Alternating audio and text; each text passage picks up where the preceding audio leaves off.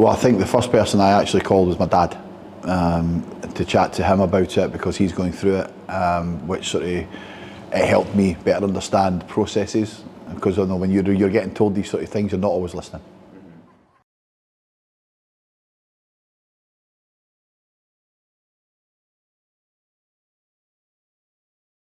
I think I've been involved with the club over 13 years now. Started off being involved just being a parent, you know, as most people that volunteer at these clubs do. My son was under sixes, and the under six coach at the time said, well, you can't stand at the sidelines, you've got to get involved and start coaching. So from then, just various volunteer roles all the way through, and eventually to leading the club. What does day-to-day of chairman look like for you? There's always a different problem. It can be jumping on the phone to speak to Director Rugby about budgets, or which could be, or speaking to the operational staff about issues they're having, or it could just be silly things like, you know, when I'm here at a match day, people come up and asking, so is there any extra toilet roll for the toilets? You know, it's lots of very varying, but it's very rewarding. So I want to get straight into the main reason why you're here today, obviously, to talk about the diagnosis that you've had. What prompted you to go and get tested? So my father was diagnosed with prostate cancer, and he was diagnosed quite late with prostate cancer, and since then I have been getting bi-yearly checkups. So that's been my story over the last sort of 7 years, being encouraged to go and get tested. What was the diagnosis? So the diagnosis later last year is that I have got early stages prostate cancer, and we're kind of navigating our way through that at the moment. And how was it receiving that news? It's a bit of a shock, because you're expecting it, but you're not expecting it, because there's a lot of build-up over the year to get you're getting your blood tests and things like that. So it was a bit of a shock. And then, obviously, I guess telling family after that, and you spoke to close friends. How did you find telling them?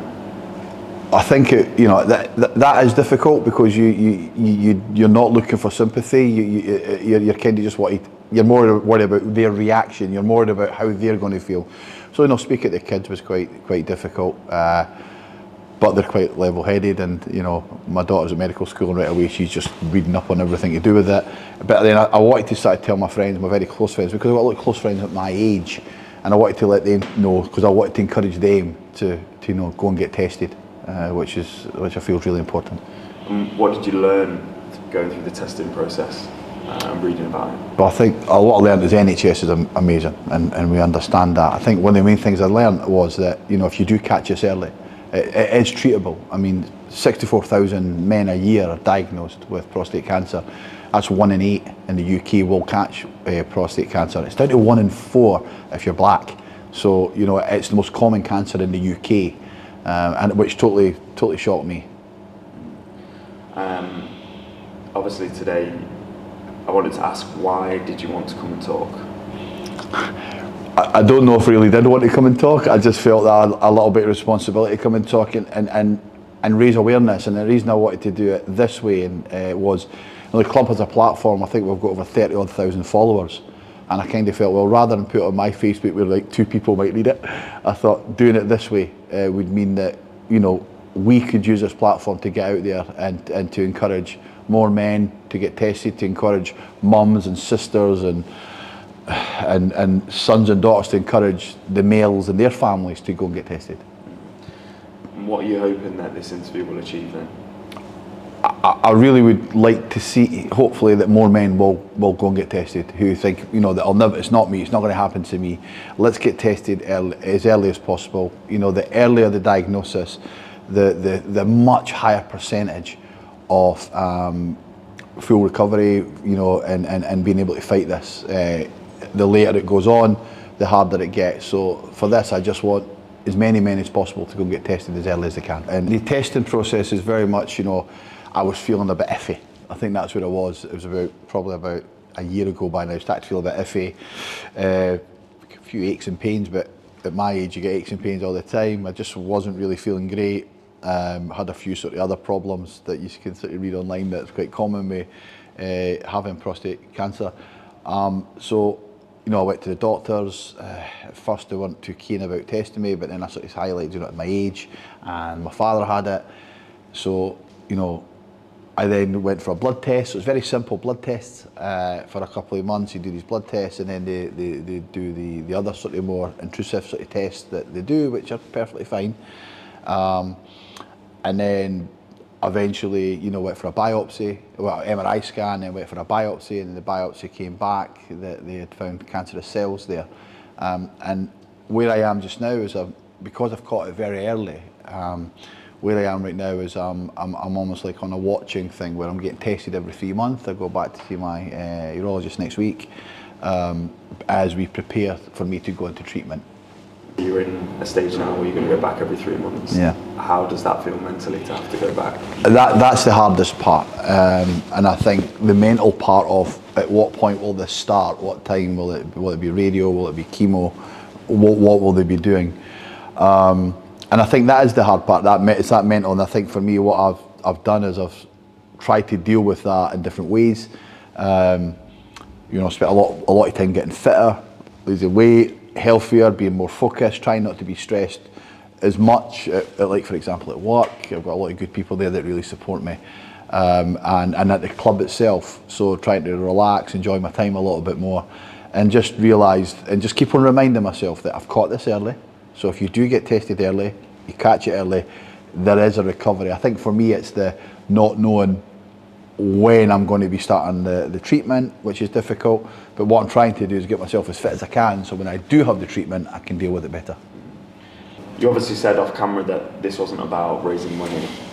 The main reason why you did it was to raise awareness. What else is it that you're looking to do with the club, SLFC? So the club are very supportive of a lot of charities. We you know, our foundation is up and running now, and every year we raise a lot of money for different types of charities. But what we're going to do this year is part of that fundraising that we'll do through raffles, through ladies' days and pre-match meals and things like that, is we're going to have a testing day. More details to follow on that, where we're going to be bringing in members, inviting them to come in and get tested. Whether that's through self-testing kits. We're just working out details at the moment, and more of that will follow. But that's what we want to do. So hopefully we'll have this closer to the last game of the season. It'll be a case of come in and get tested, and you get a voucher for a beer. So that's the encouragement, the additional encouragement. If you're coming along and get tested, you'll get a voucher for a beer. I think for other men out there, maybe a little bit younger than me, or even same age as me, older than me, if you're not being tested, go and get tested. And how you do that is get in touch with your GP and speak to them and ask them to test you for prostate cancer. That's my encouragement. To family members of men my age or younger, a little bit older, encourage them to go and get tested. Encourage them to just read up on it and take the time to do it, because it's just a peace of mind. And if, like I said, if it's caught early, it's treatable, and they can get through it. Is there any symptoms that you should be aware of? Yes, and some of them a lot of people feel them anyway, but you can be quite lethargic, a bit iffy, it takes you a bit longer to maybe get over whatever you're feeling if you're not feeling too well. You know, I think if you're having trouble going to the toilet is another one as well. So there are symptoms there, and you can read up on them at prostatecancer.co.uk. But yeah, it's kind of important that you kind of understand what the symptoms are. Thank you for today. I appreciate that's not been easy for you, and I know you're not from your own words, you don't always like to speak on camera. So yeah, thank you very much for that, Scott. Any closing words from you? No, just thank you to everybody that's supporting me through this. But again, closing words, go and get tested. That's it, just go and get tested. Encourage people you know to go and get tested.